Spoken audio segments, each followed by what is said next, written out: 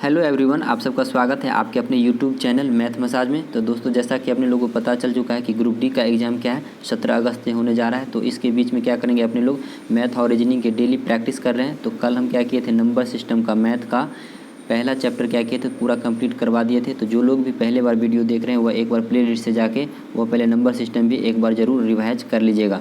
तो फिलहाल हम इस वीडियो में आज हम रीजनिंग के मिक्स क्वेश्चन के प्रैक्टिस करने वाले हैं, जो कि ग्रुप डी के एग्ज़ाम के पॉइंट ऑफ व्यू से काफ़ी हेल्पफुल होने वाले हैं। तो जो लोग भी पहले बार वीडियो देख रहे हैं वह चैनल को सब्सक्राइब कर लें, ताकि जब भी हम अगला वीडियो अपलोड करेंगे तो उसका नोटिफिकेशन उसे सबसे पहले मिल जाएंगे।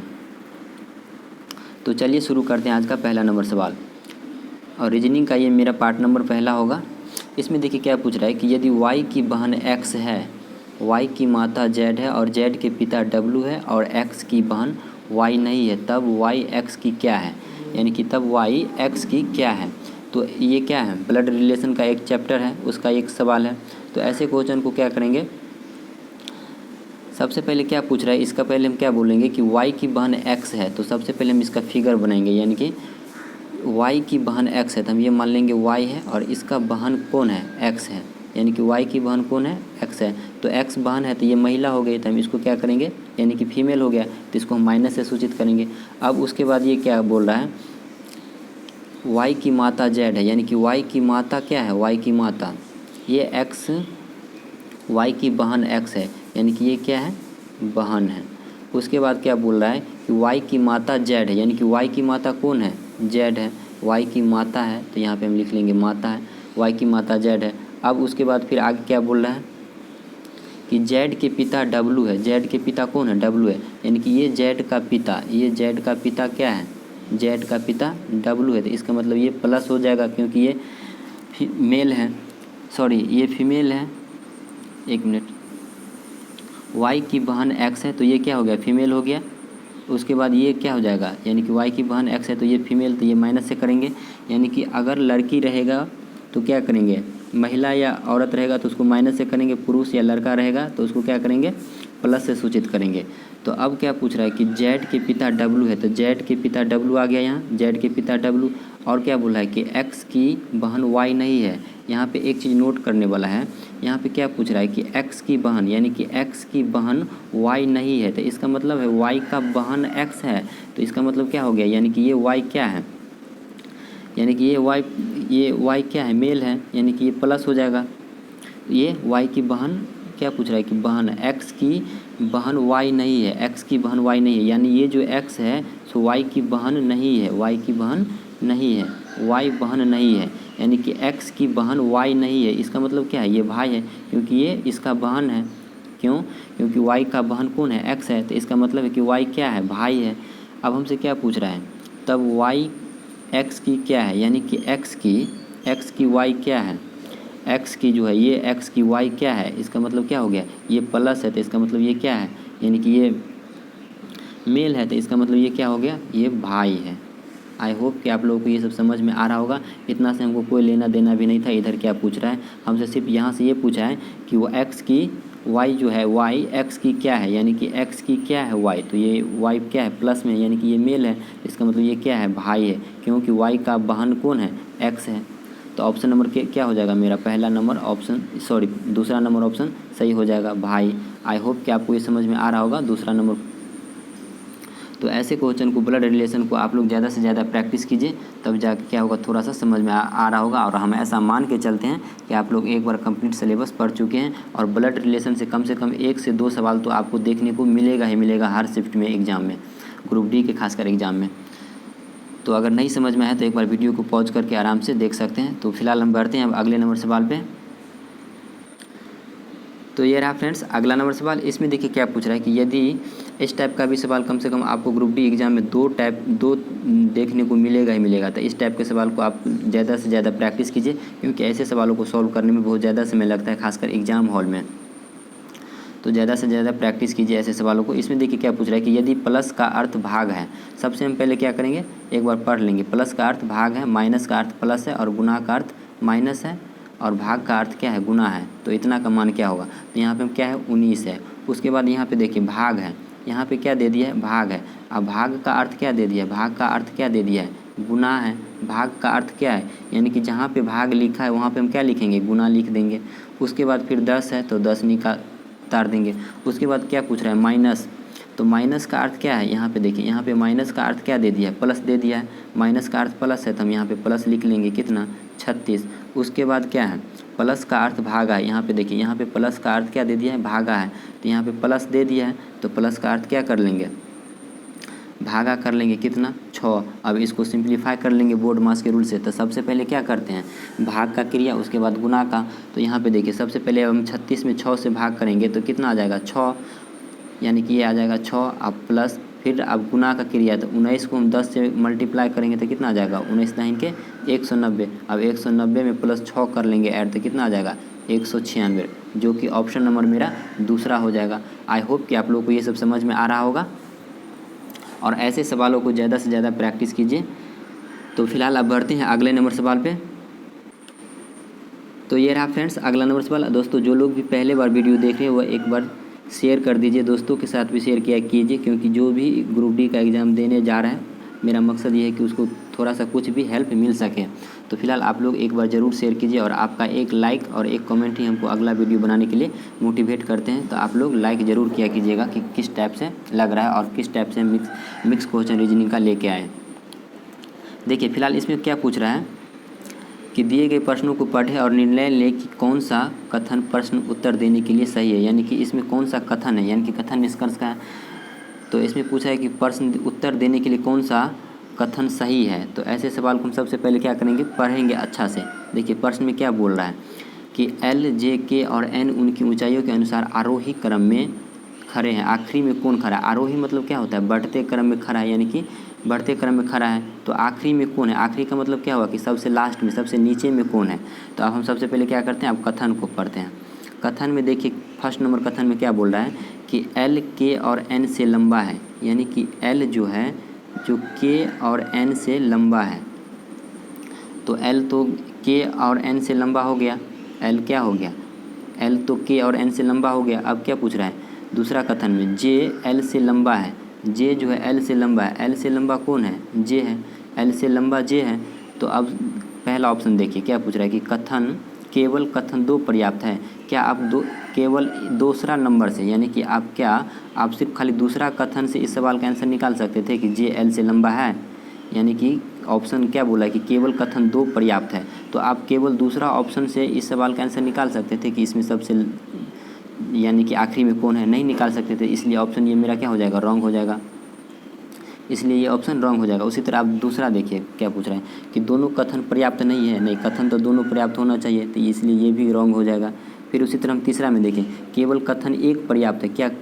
क्या आप कथन 1 केवल 1 पढ़ के इस सवाल का आंसर निकाल सकते थे कि केवल लास्ट में कौन, आखिरी में कौन खड़ा है। केवल 1 कथन, यानी कि केवल ऑप्शन नंबर केवल कथन 1 पढ़ के आप इसका आंसर नहीं निकाल सकते थे कि आखिरी में कौन खड़ा है।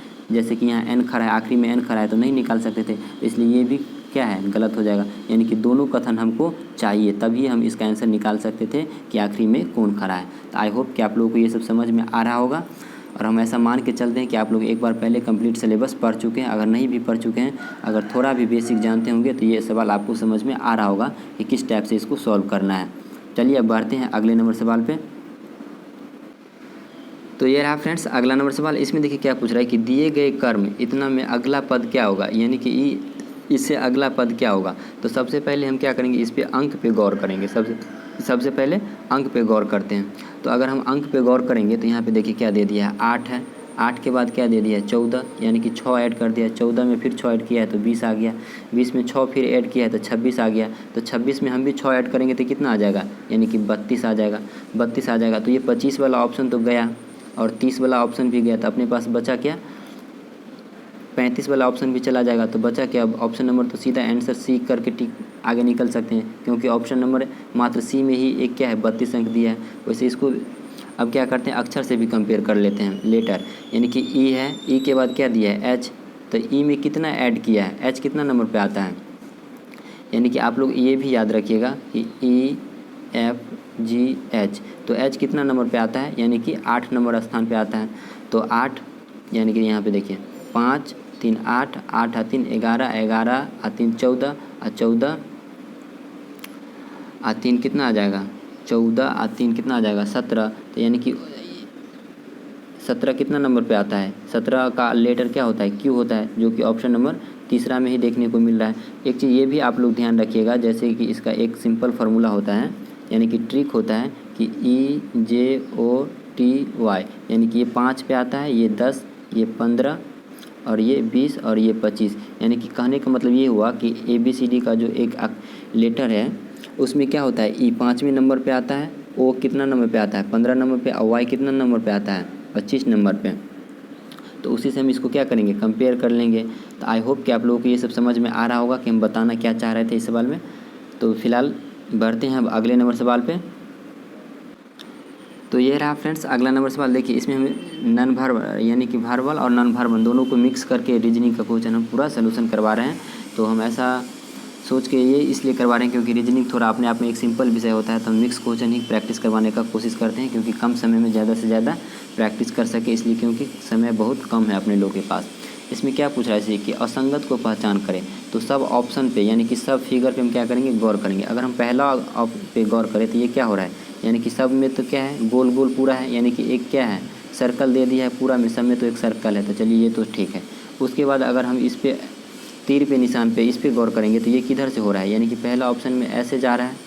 फिर उसके बाद क्या किया, थोड़ा सा इसको घुमा दिया है।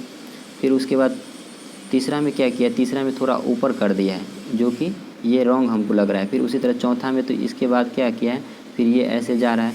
तो इसका मतलब क्या हुआ कि ये तीर जो है यानी कि ये एरो एंटी क्लॉकवाइज घूम रहा है, यानी कि घड़ी के सीधी दिशा में क्या हो रहा है, ये घूम रहा है। लेकिन ये क्या हो रहा है, विपरीत दिशा में जा रहा है। ये क्या हो रहा है, विपरीत दिशा में जा रहा है तीसरा नंबर। तो इसलिए ये मेरा असंगत फिगर हो जाएगा तीसरा, जो कि ऑप्शन किस में देखने को मिल रहा है, देखिए ऑप्शन नंबर पहला में देखने को मिल रहा है।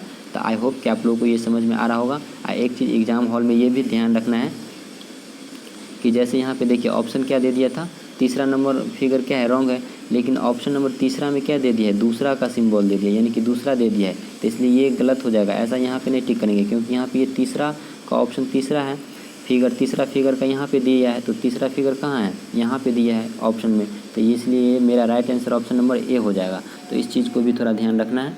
चलिए फिलहाल अब बढ़ते हैं अगले नंबर सवाल पे। तो ये रहा फ्रेंड्स अगला नंबर सवाल। इसमें देखिए क्या पूछ रहा है कि वर्णमाला श्रृंखला इतना को पूरा करें, यानी कि ये श्रृंखला अधूरा है तो इसको पूरा करना है। तो देखिए आप यहाँ से भी नहीं पता लगा सकते, यहाँ से नहीं पता लगेगा, यहाँ से भी नहीं पता लगेगा। तो इस दोनों से हम पता लगाएंगे कि क्या हुआ है, इन दोनों में क्या कंपेयर किया गया है। तो सबसे पहले हम अगर यहाँ से देखें तो यहाँ देखिए पहला अक्षर में क्या है, एच है।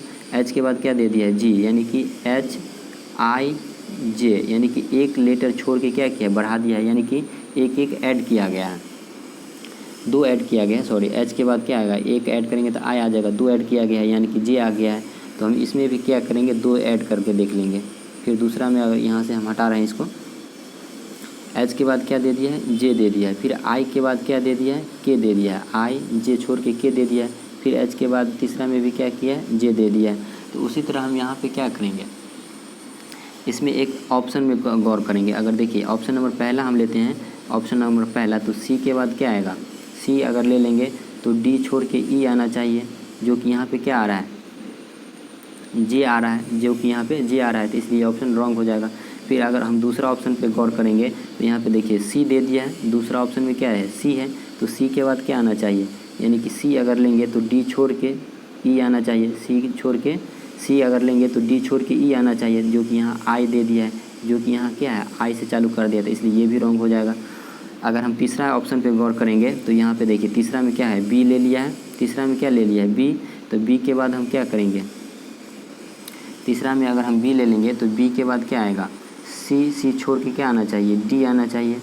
तो डी इसमें भी नहीं आ रहा है, तो ये भी रॉन्ग लग रहा है। उसी तरह अगर हम चौथा पे चेक करेंगे तो सी डी ई एफ, चौथा में भी नहीं मैच कर रहा है। तो अगर हम तीसरा पे गौर से देखेंगे तो ये क्या हो रहा है, एच के बाद जे, आई के बाद जे के है। तो उसी तरह अगर हम बी लेंगे, अच्छा एफ लेंगे तो क्या आ जाएगा, बी लेंगे तो सी डी। एक मिनट, इसको कैसे सॉल्व करेंगे, यहाँ पे देख लीजिए, इसको हटा रहे हैं। ये क्या हो रहा था, एच के बाद क्या आ रहा है, जे आ रहा है, एच आई छोड़ के जे, एच आई एच छोड़ के क्या है जे आ गया है, एक बढ़ाया है HIJ। तो फिर उसी तरह अगर हम दूसरा ऑप्शन ये अगर यहाँ पे लेंगे, यहाँ पे B लेंगे तो B में क्या आ जाएगा, C छोड़ के D आएगा। हाँ ठीक तो है, B छोड़ के B लेंगे तो C छोड़ देंगे, C छोड़ के तो हमको D मिल रहा है ना, क्योंकि यहाँ पे तो D दे दिया है तो D मिल रहा है। तो ये तो ठीक लग रहा है, तीसरा ऑप्शन तो ठीक लग रहा है। देखिए B के बाद क्या है, एक छोड़ के C नहीं लेके D लेंगे, फिर उसके बाद C दे दिया है, यहाँ C दिया है तो फिर D छोड़ के E लेंगे, ठीक है। फिर उसके बाद B दे दिया है तो C छोड़ के फिर D लेंगे, तो ये तो ठीक है। तो ये मेरा दूसरा ऑप्शन, तीसरा ऑप्शन तो ठीक लग रहा है। फिर उसी तरह यहाँ पे देखिए F छोड़ के, यहाँ पे देखिए F दे दिया है तो F के बाद क्या आएगा, G छोड़ के H आना चाहिए, तो H तो यहाँ भी आ रहा है। फिर यहाँ पे देखिए G दे दिया है तो G के बाद क्या आना चाहिए, G के बाद एक छोड़ के क्या आएगा H, H छोड़ के क्या आएगा I, तो I यहाँ आ रहा है। तो ऑप्शन नंबर तीसरा सही हो जाएगा। आई होप कि आप लोगों को ये सब समझ में आ रहा होगा। देख रहे हैं कि ऐसे क्वेश्चन सबको सॉल्व करने में कितना समय लग रहा है। तो ज़्यादा से ज़्यादा क्या कीजिए, प्रैक्टिस कीजिए, ताकि एग्जाम हॉल में कम समय में ज़्यादा से ज़्यादा क्वेश्चन अटैम्प्ट कर पाए। आई होप कि आप लोगों को ये सब समझ में आ रहा होगा। बढ़ते हैं अब अगले नंबर सवाल पे। तो दोस्तों अपने लोग मैथ के रीजनिंग का पूरा प्रैक्टिस कर लिए हैं, जो कि पार्ट नंबर पूरा कंप्लीट 1 हो गया। तो जब तक एग्ज़ाम चालू नहीं हुआ है, यानी कि 17 अगस्त तक, तो उनसे पहले हम क्या करेंगे, मिक्स क्वेश्चन का प्रैक्टिस करवाते रहेंगे, रीजनिंग और मैथ दोनों का। तो जो लोग भी चैनल पे नए हैं वह चैनल को सब्सक्राइब कर ले और लाइक शेयर ज़रूर किया कीजिए, क्योंकि मेरा मानना यह है कि जब तक एग्ज़ाम नहीं हो रहा है तब तक क्या करें, जो भी क्वेश्चन हमको समझ में आ रहा है कि ये सब फिर से आ सकता है, तो ऐसे क्वेश्चन को आप लोगों को प्रैक्टिस करवाने का हम कोशिश करते हैं। तो इसलिए शेयर तो ज़रूर किया कीजिए। और जो लोग भी चैनल पे पहली बार आए हैं, पहले बार वीडियो देख रहे हैं, वो चैनल को सब्सक्राइब कर लीजिए, ताकि आपका एक सब्सक्राइब हमको अगला वीडियो बनाने के लिए मोटिवेट करते हैं, और हम ऐसा मान के चलते हैं कि आप लोग कर दिए हैं। तो चलिए फिलहाल अब मिलते हैं नेक्स्ट वीडियो में, तब तक के लिए बाय। दोस्तों एक बात और हम कहना चाहेंगे कि जो लोग भी अभी तक अपने एग्ज़ाम को अच्छा करने के लिए, यानी कि एग्ज़ाम में ज़्यादा से ज़्यादा क्वेश्चन अटैम्प्ट करने के लिए अभी तक मॉक टेस्ट की शुरुआत नहीं किया है, तो वह ज़रूर से ज़रूर कम से कम एक दिन में 2 मॉक टेस्ट ज़रूर लगाए, क्योंकि आपको मॉक टेस्ट से आपको लगाने से बहुत ज़्यादा फ़ायदा मिलने वाले। क्यों? क्योंकि मॉक टेस्ट से आपको टाइम टेकिंग होगा, एक्यूरेसी पे मेंटेनेंस होगा कि कितना हम गलत कर रहे हैं, किस क्वेश्चन में हम कितना ज़्यादा समय लगा रहे हैं। तो इसलिए ज़्यादा से ज़्यादा मॉक टेस्ट ज़रूर लगाइए, क्योंकि आपको मॉक टेस्ट में जिस हिसाब से नंबर आएगा, उसी के आसपास आपको क्या करना है, एग्ज़ाम हॉल में भी नंबर आएगा। तो मॉक टेस्ट ज़्यादा से ज़्यादा लगाइए और अपने नंबर को बढ़ाइए, ताकि एग्ज़ाम हॉल में भी नंबर बढ़ सके। आई होप कि आप लोगों को ये सब अच्छा लगा होगा। तो फिलहाल अब मिलते हैं नेक्स्ट वीडियो में, तब तक के लिए बाय।